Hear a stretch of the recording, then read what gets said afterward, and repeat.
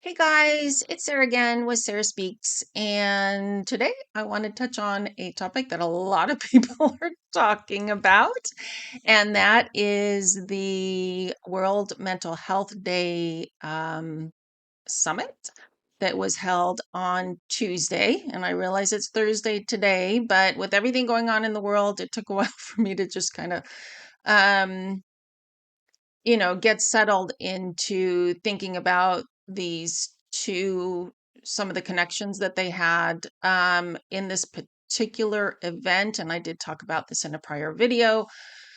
I think they were really just there for window dressing. But I think watching the video, excuse me, especially I'm only going to show you some parts of it. I would encourage you to go and find it yourself if you can stand listening to them. Um, But I wanted to show you actually Harry's reaction when Carson Daly introduced them, which I thought was extremely telling as to how he feels. And I also thought it was really interesting how Meghan and Harry presented themselves as far as their body language and that type of thing, as opposed to the Surgeon General. So let's kind of just get into it. So let's start the video. They are three people that are using their platforms to create community with families across the country and across the world. So obviously Carson Daly, I mean, he's come out and publicly stated that he has had issues with anxiety and that type of thing. And he really is a mental health advocate. I think a lot of these people genuinely are advocates for mental health, including the Surgeon General. Um, my issue, as I said in a prior video, is that the founder or the head of this organization has direct ties to BlackRock and investing in ESG investments, which would benefit from increased mental health applications in the private sector. So that is an issue I think we all need to be made aware of is although there is a mental health crisis in this country, in the Western world, we don't find out too much information about the Middle East or the Eastern world, so to speak.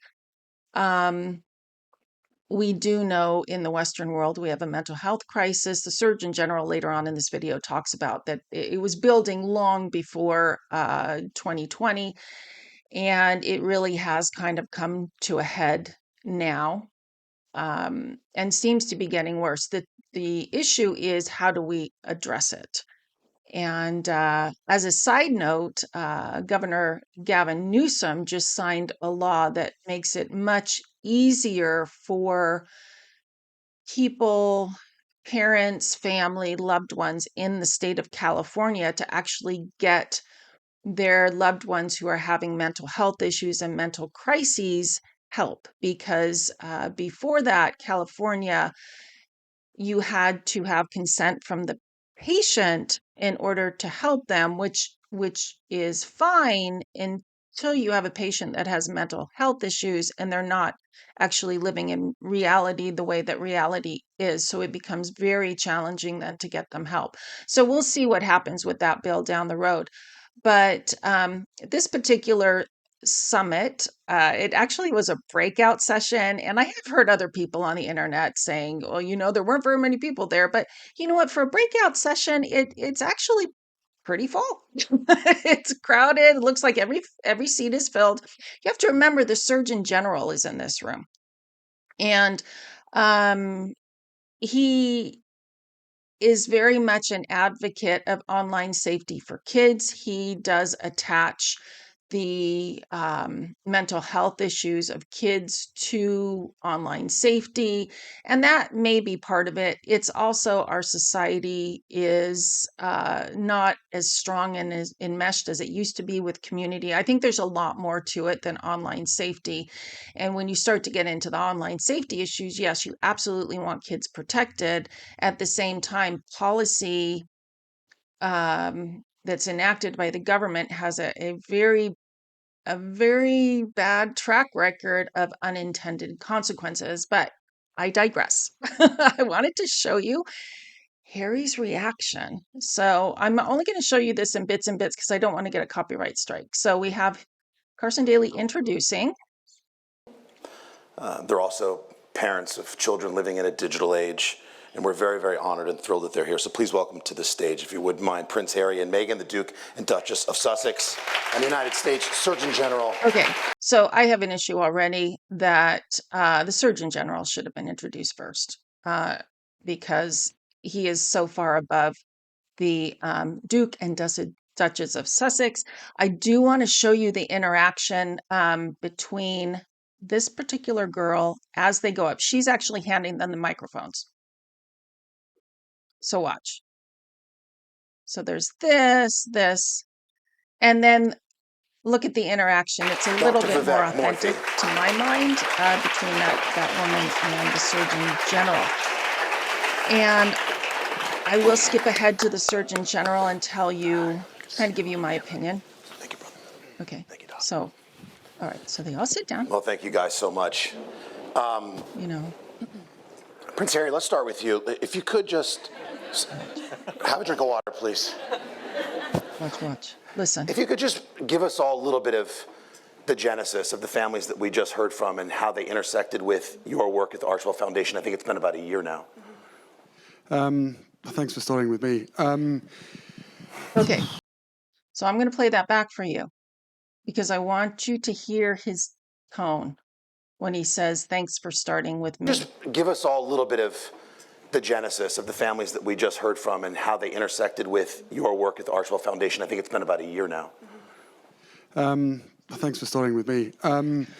So that type of an attitude, especially when you are in a panel discussion like this, there's an attitude that he comes off with, and correct me if I'm wrong. If I am like totally out there on this, let me know. But when I first watched this, I was like, holy moly, that is somebody who is feeling like his voice is silenced, that he is not getting the attention that he normally deserves. It's somebody, my impression was that he's used to his wife starting first. So there's a lot of petulance in there. And I just was like, holy moly. Now, I I'm not someone who thinks their marriage is in trouble. I think they are a toxic duo who need one another and will need one another for years and years. I may be wrong. And some of their interactions within this particular video, I mean, I don't think they're smoking guns for anything when she says later on, um, let me see if I can get to it. So I wanted to show you that because I was like, okay, so he's got some bitterness, quite frankly, that he normally is not being asked to speak first anymore. Whereas for most of his life, if he was alone at an event, he was asked to speak first because he's Prince Harry. Obviously, when he's with his brother and his sister-in-law, usually William would be asked to speak first. But if you look at the interaction between the three of them before Harry got married and that type of thing, you'll see the interactions were such that William would always include him. You felt like there was a measure of equality between them, even though William was the one who obviously was going to be king. So let's watch a little more of this. Thank you. Okay. And then obviously he shows how nervous he is, which when you're in these types of situations, it's nerve-wracking anyway. And I'm not quite sure because he doesn't have the support system that he used to have, if he feels as prepared as he used to for these situations. Thanking all the parents. So I'm going to just actually go forward. So let's go to her.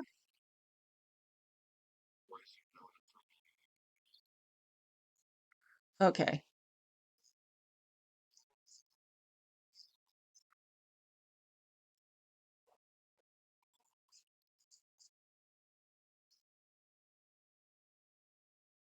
mom. I wondered what was going through your mind. Yeah, thank you for asking and also for being here. Okay. So there's that weird thank you for asking thing that she became famous for in Africa when she was asked by the reporter over there, going back when they were still in the royal family, when they were doing the tour.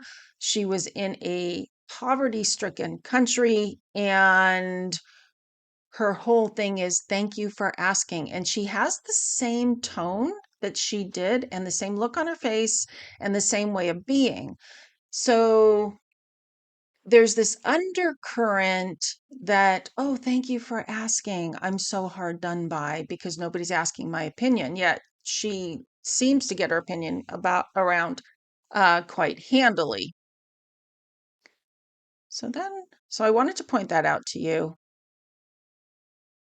There is a little bit of a jump, but I really wanted to point out the difference in authenticity. And I know I'm just showing you shorts. Go watch the whole thing. Um, I want to show you because the Surgeon General, okay, as he starts speaking. What are you hearing from parents across the country? Well, Carson, first, I just also want to recognize the power and bravery of the parents that we met today.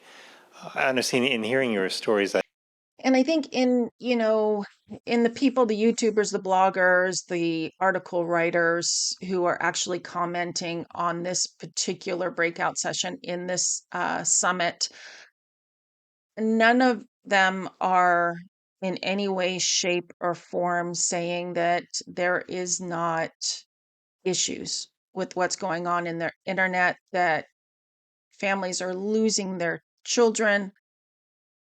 I think there's a difference of opinion on how to go forward and make it safer for our children and whose responsibility that actually is. And I think with parents, as actually later on the Surgeon General says, for them to form communities within their own communities on the local level is actually the best way to combat any of this. But I want you to see his authenticity when he speaks. designers and product engineers in the world, and we put the entire burden of managing that on parents and kids. And I'll tell you that pitting the best designers in the world against our kids and parents, that is the definition of an unfair fight. And that's what we find ourselves contending with. I also just want to say that what was beautiful that was on display today. So when you listen to him, you can tell he is authentically worried about them.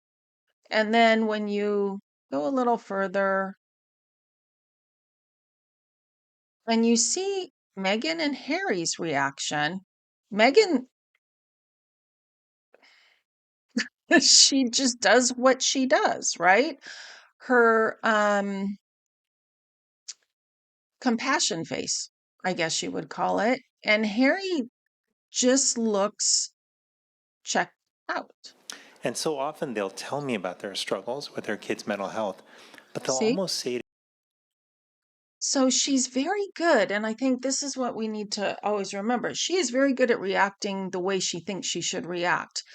But I think you can tell the difference. Like I said, go watch the video. You can tell the difference between the authenticity of the US Surgeon General and Meghan in particular, Harry as well. I think Harry is authentically caring about these families. I don't understand how they supposedly Archwell Foundation has supposedly been working with these families for a year and it's not been leaked that this was what was going on. This is the first time I'm hearing about it.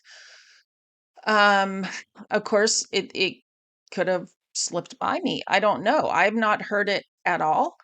Um, and I find it interesting. There's nowhere in the press that talks about the stories. So either they weren't recorded, and I'm talking about the stories that were told apparently before this breakout session. That's what it appears to me as, that the families told their stories before this breakout session started. And so why aren't their stories being shared more widely on social media? And then there is the point, and I'm not sure where it is, so I'm not going to even try to find it, where Meghan basically is trying to allude to, if people are going to be watching her and Harry, then they need to um, try to redirect people's attention to these types of causes. And a lot of people were calling it word salad. People just don't speak well. She doesn't speak well, um, and make her points very precisely. Let me put it that way. And that may be her personality. That may be her way of saying, well, I didn't say that. Some people are sly like a fox, right? The way they speak is that very fluid, what I call marshmallowy speech, where they can then deny they said what they said, which is what we found with Harry and Meghan with the whole royal family being racist thing, where he said again to that same reporter, that she said, "Thank you for asking. Nobody's asked me how I am." Um, he told him, no, neither he nor Meghan ever said the family was racist, but it was definitely alluded to. And that's that mushy, marshmallowy speech. But I did want to just show this to you. I also want to point out that this issue is very complex.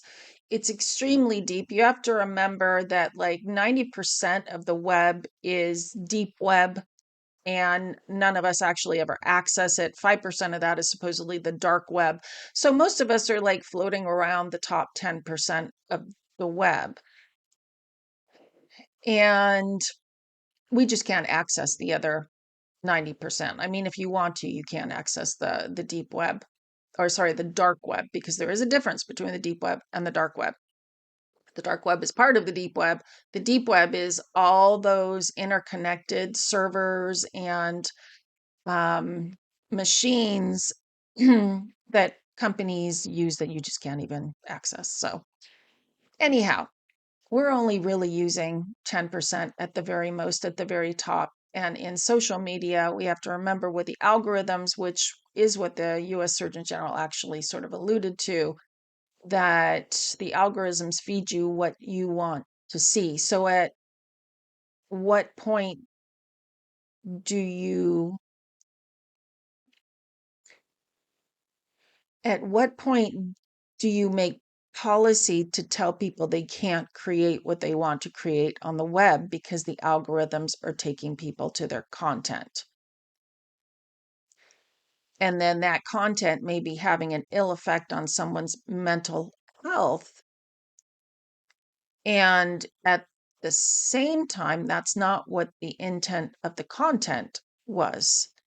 So, like I said earlier, this is an extremely complex issue. And there's that whole idea of community being lost within our society as well. At the same time, the internet and the web and social media does provide that community for some people. So it's very, very hard to make policy. And it's not as simplistic as Meghan makes it sound, as you just have to add a seatbelt, which was a really kind of a weird metaphor.